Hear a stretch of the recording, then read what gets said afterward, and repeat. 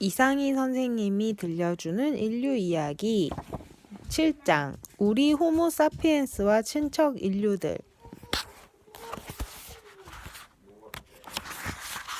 아프리카 탈출. 오스트랄로피테쿠스와 같은 초기 인류의 화석은 아프리카에서만 발견됐어요. 오스트랄로피테쿠스와 같은 초기 인류의 화석은 아프리카에서만 발견됐어요. 오스트랄로피테쿠스 이후에 새로 등장한 인류를 호모라고 부릅니다. 호모사피엔스처럼요. 호모사피엔스 전에 등장한 호모 에렉투스 화석은 유럽과 아시아에서도 많이 발견됐죠.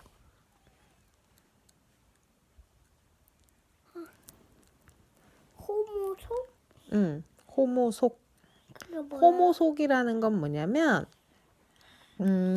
속이라는 것은 생명을 분류하는 기준이거든. 그러니까 이 기준이 종속, 과목, 강문계 이렇게 7개의 단계가 있어.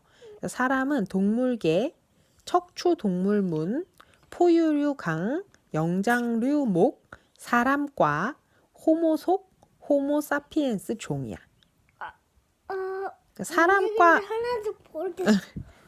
동물 중에 여러 종류가 있는데 그 중에 사람은 포유류고, 포유류 중에 여러 종류가 있는데 그 중에 사람은 영장류고, 영장류 중에 또 여러 종류가 있는데 그 중에 사람은 사람과고, 사람과에도 또 뭐가 있는데 그 중에 사람은 호모속이고, 호모속에도 여러 가지가 있는데 그 중에 호모사피엔스 종이래. 삼피엔스 종이야? 왜 무슨 종이야? 응? 호모사피엔스 종이라는 어떤 종이야? 호모사피엔스는 사람을 말해. 호모사피엔스 종. 어떻게 말했대? 인류 화석이 아시아와 아프리카에서도 발견되자 사람들은 이렇게 생각했어요. 최초의 인류는 아프리카에서 탄생했다. 아프리카에서 진화를 거치며 고기를 먹고 머리와 몸집이 커진 호모속이 등장했다. 큰 몸과 큰 머리, 사냥 도구를 갖춘 호모속은 기후가 변하고 사냥감이 줄어들자 더 많은 사냥감을 쫓아 아프리카 바깥으로 진출했다.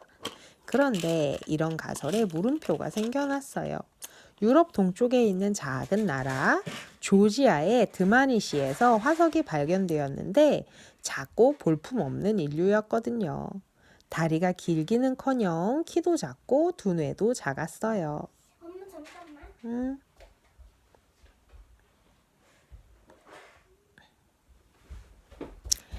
그동안 사람들은 인류가 사냥꾼다운 모습을 갖추고 난 뒤에야 아프리카 밖으로 나갔을 거라고 추측했어요.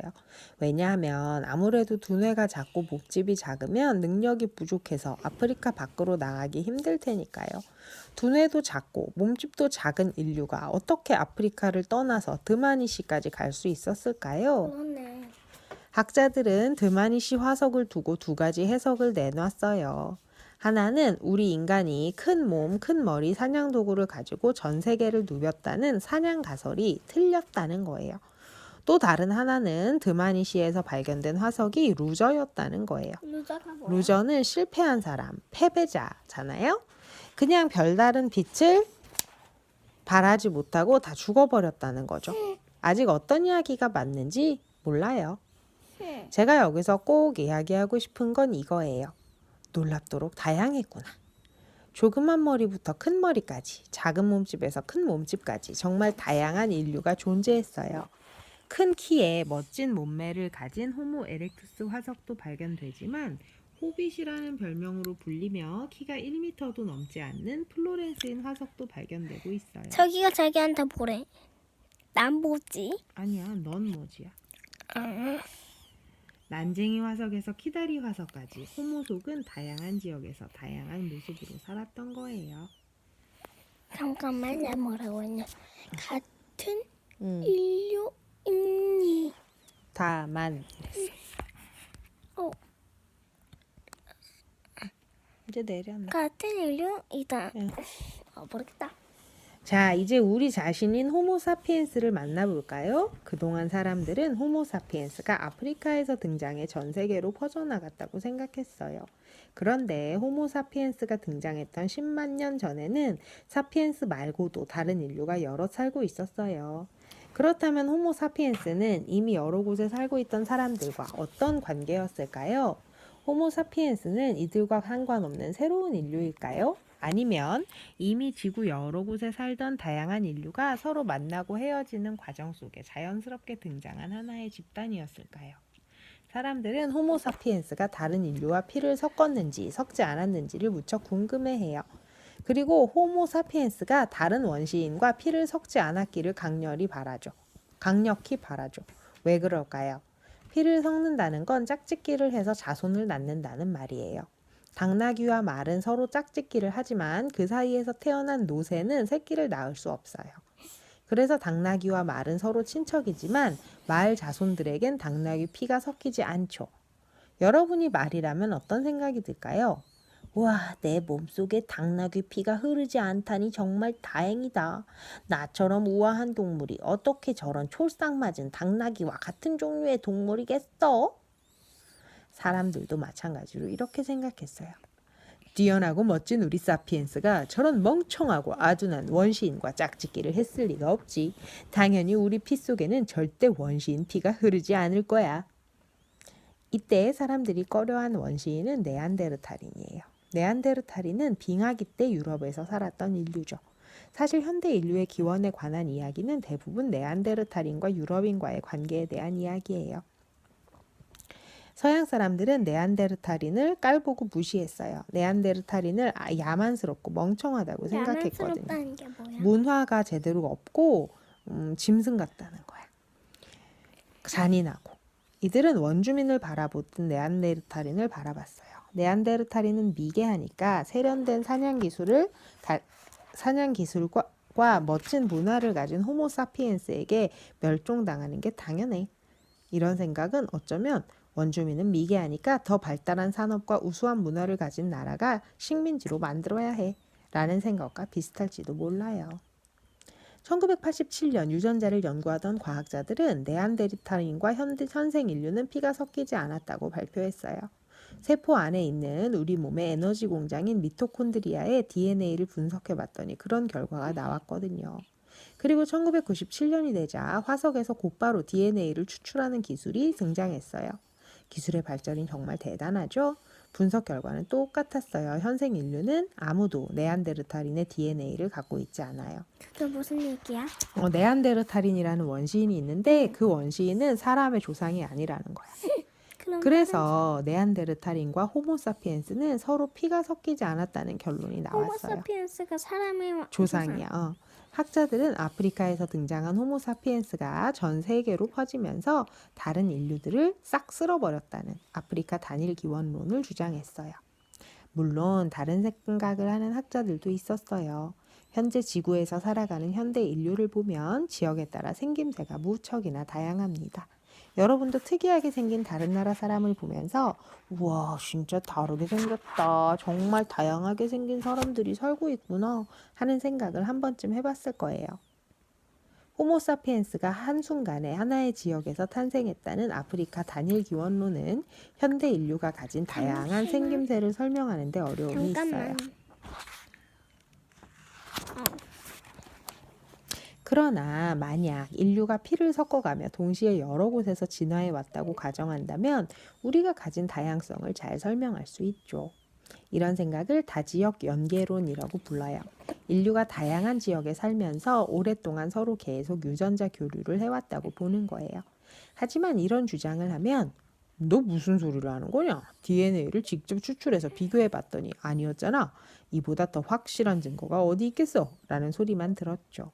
그런데 2010년 네안데르탈인의 게놈이 추출되었어요. 그게 무슨 뜻이야? 게놈은 한 생물이 가진 모든 유전 정보를 말해요. 그러니까 인간이 가진 DNA와 네안데르탈인이 가진 DNA를 모두 뽑아 비교한 거죠. 그런데 결과는 충격적이었어요. 네안데르탈인의 DNA와 현생 인류의 DNA를 비교해 봤더니 4%가 일치했던 거예요. 그게 무슨 뜻이야? 조금 더 설명을 해보. 그러니까 말하자면 네안데르탈인이 약간 인류의 조상이라는 거야. 조금은. 조금은? 처음에 미토콘드리아 DNA를 분석했을 때도 서로 일치하는 부분이 없었고 핵 DNA를 일부분 분석했을 때도 서로 일치하는 부분이 없었어요. 핵이 하지만 뭐야? 핵은 우리 몸속 세포의 중심에 있는 작은 기관이야. 하지만 게놈을 분석해봤더니 서로 4% 일치했어요. 일치했던 게 뭐야? 4%나 똑같았다고. 4%면 적은 양이 아니에요. 4%는 100개 중에 4개 정도라는 거야. 결국 네안데르탈인과 현생 인류는 피를 섞은 거죠. 과학은 객관적인 자료에 근거해요. 하지만 어떤 가설을 세우느냐에 따라 이를 증명하는 방법도 달라지고 결과도 달라져요. 똑같은 사실이라도 이론에 따라 반창고 고양이. 이거. 다르게 설명하기도 하고 새롭게 발견된 사실 하나가 그동안 맞다고 생각했던 이론을 한순간에 무너뜨리기도 해요. 과학을 한다는 뜻은 내가 맞다고 생각했던 이론이 언제든지 틀릴 수도 있다고 생각하는 거예요. 아프리카 단일 기원론을 주장하던 학자들 중에는 아직도 이 결과를 외면하는 사람도 있어요. 하지만 아프리카 단일 기원론을 강력히 지지했고 숱한 어려움을 딛고 화석에서 DNA를 추출하는 연구를 이끌었던 스반테 페보 박사는 달랐어요. 내가 틀렸어? 라고 쿨하게 아주 거리낌 없이 공개적으로 인정했어요. 페보 박사는 키가 190cm가 넘는데요. 정말 큰 사람이에요. 키만 큰 게 아니라 마음도 큰 사람이네. 자기가 틀렸다는 걸 아주 용감하게 쉽게 인정했어.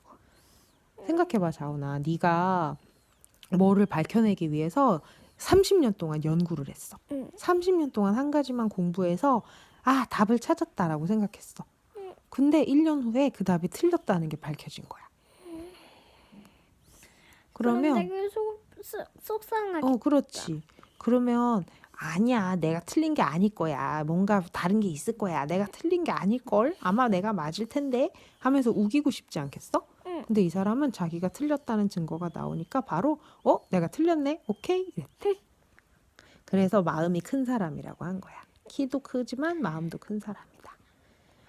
난 그럴 때 어쩌지? 이런 일은 없었는데 이렇게 생각할걸? 그렇지. 자은이는 아직 어리니까. 유전학이 아무리 발달해도 DNA만으로는 모든 것을 알 수 없어요. 점점 올라가. 실제로 환경에 적응해서 살았던 건 우리 몸이지 DNA가 아니거든요. 돌이 된 뼈인 화석은 먼 옛날 인류의 몸을 그대로 보여줘요. 그래서 몸의 변화를 고스란히 간직하고 있는 화석이 정말 중요해요. 원래 화석은 있으면 안 되는 거예요. 왜? 생물은 죽으면 다 분해되어서 자연으로 돌아가야 하니까요. 그런데 그 뼈가 썩지 않고 돌이 되었으니 그런 일이 얼마나 드물게 일어나겠어요? 게다가 이 넓은 지구에서 그 드문 화석을 발견할 확률은 또 얼마나 희박하겠어요. 고인류학은 그렇게 어렵게 모습을 드러낸 뼈가 우리에게 들려주는 이야기랍니다. 인류의 화석은 이렇게 드문데도 다양한 모습을 보여주고 다채로운 이야기를 들려줘요. 근데 왜 엄마 집 보여주고 있어? 집 안 보여주겠다고 했잖아. 그러게. 뒤집어서 없긴 해 이거. 그러니 실제로 어차피 살았던 카트만 모든 보여줬잖아. 인류의 조상이 가진 다양성과 다채로움은 얼마나 어마어마했겠어요. 어차피 잔뜩 색깔 바꾸면 완전 다른 집 같은 게 상관없어. 질문 있어요. 인류는 아직도 진화하고 있나요? 여러분 생각은 어떤가요? 어떤 사람들은 인간이 더 이상 진화하지 않는다고 생각해요. 엄마는 왜냐면 어떻게 생각해?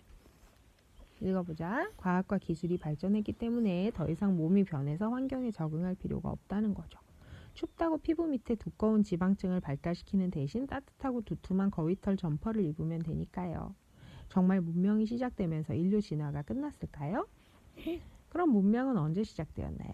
인간이 도구를 사용하기 시작한 건 200만 년 전이지만 인간 문명이 본격적으로 발달한 것은 생각해보니까 아니랑 약- 사람은 좀 바뀌고 있어 조금씩. 약 1만 년 전이에요. 농사를 짓고 가축을 기르기 시작하면서 생산력이 높아지자 사람들은 남는 식량과 물건을 교환하기 시작했어요.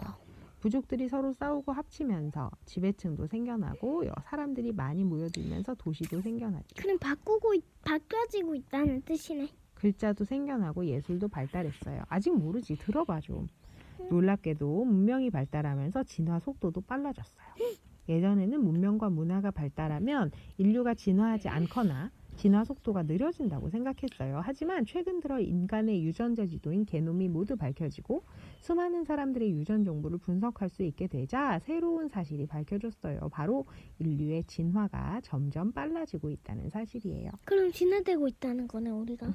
인구도 폭발적으로 증가하고 서로 간의 교류도 엄청나게 늘어나 유전자 다양성이 높아졌기 때문이죠. 덕분에 인류는 한층 더 복잡하고 다채로워졌어요.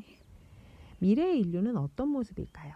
인류가 계속 진화한다면 수십만 년 뒤, 수백만 년 뒤 미래의 인류는 어떤 모습일까요? 알약 하나로 식사를 대신하게 되어 턱이 사라지고 소화기관도 짧아질까요? 인공지능과 로봇 기술의 발달로 아예 기계인간으로 변해버렸을까요? 환경 오염을 극복하지 못하고 지구를 떠나 우주에서 외계인처럼 살고 있을까요? 우리가 아는 건 미래의 인류가 멋지려면 옛날 인류가 그랬듯 지금 우리가 열심히 살아야 한다는 사실뿐이에요. 끝입니다. 8장.